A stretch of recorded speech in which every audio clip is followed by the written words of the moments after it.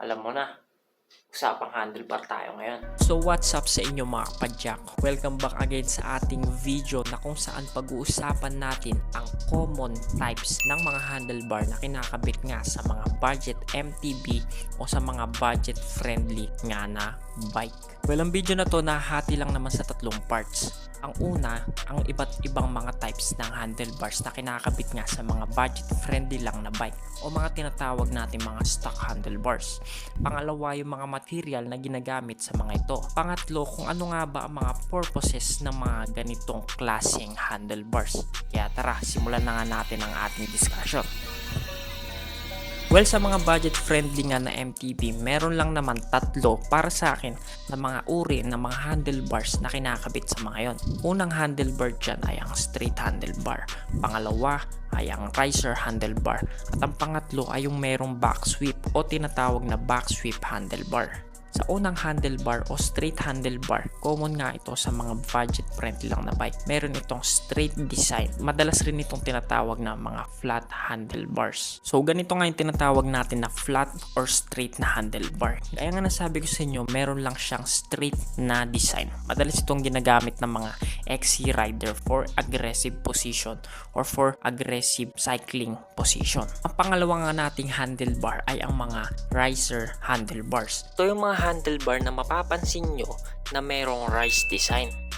Madalas itong makikita sa mga 26er to 27.5 na mga budget friendly nga na MTB. At ang pangatlo nga nating handlebar ay yung mga handlebar na merong back sweep o mga tinatawag na back sweep handlebars. Ito yung pinakita ko kanina sa intro. Ang design ng handlebar na ito ay slanting backward yung kanyang handle area. Nagbibigay siya ng aggressive position while maintaining the comfortness ng isang rider. Sa materials naman tayo. Common lang naman na ginagamit dito sa mga handlebars natin o sa mga budget friendly lang na handlebars ay ang alloy or ang steel. Common lang na ito makikita sa mga budget friendly natin na handlebars. Magtaka ka na kapag carbon yung nakuha mo. Hindi na budget friendly ang kukunin mo. Dito naman tayo sa panghuling part ng ating video. Ano nga ba ang mga purpose ng ganitong klaseng mga handlebar? Well, basically, ang purpose lang naman ng handlebar is to turn left and right ang isang bisikleta. Pero dahil nga sa mga ibang siklista na mas preferred ang comfort,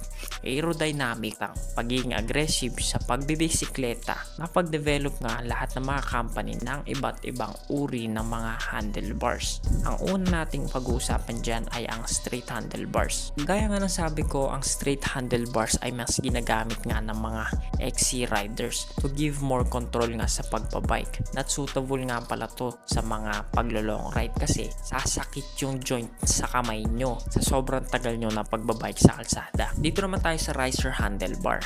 Ang purpose lang naman nito is to mainly give comfortness sa isang siklista. Dahil sa rise design ng handlebar na ito, magiging upright nga yung position mo sa pagbabike. Parang sa mga bata, kung mapapansin nyo yung mga bike nila naka-riser handlebar. Ang purpose lang naman kasi nito is to enjoy cycling and to lessen back pain, shoulder pain, pati na rin yung pain natin sa kamay habang nagsicycling. Mas recommended nga ito kapag nagla-long ride ka. Kasi nga, it gives you more comfortness habang nag-ride. Yung design nga ng riser handlebar is ergonomic. Kaya masasabi mo na yung handlebar na ito is suitable nga para sa mga siklista na gusto lang ang comfortness habang nag-long ride o habang nagbabike. Dito naman tayo sa mga may back sweep na handlebar. Ang purpose lang naman ng back sweep is to maintain the comfortness sa kamay mo while maintaining the aggressiveness sa pagbabike mo. Suitable nga rin pala to sa mga nag-long ride kasi nga naka-comfort position yung kamay mo habang nakikipag-rematihan ka sa kalsada. Parang straight handlebars nga rin pala tong mga to. Pero na-maintain niya yung comfortness sa kamay mo while also maintaining the aggressiveness position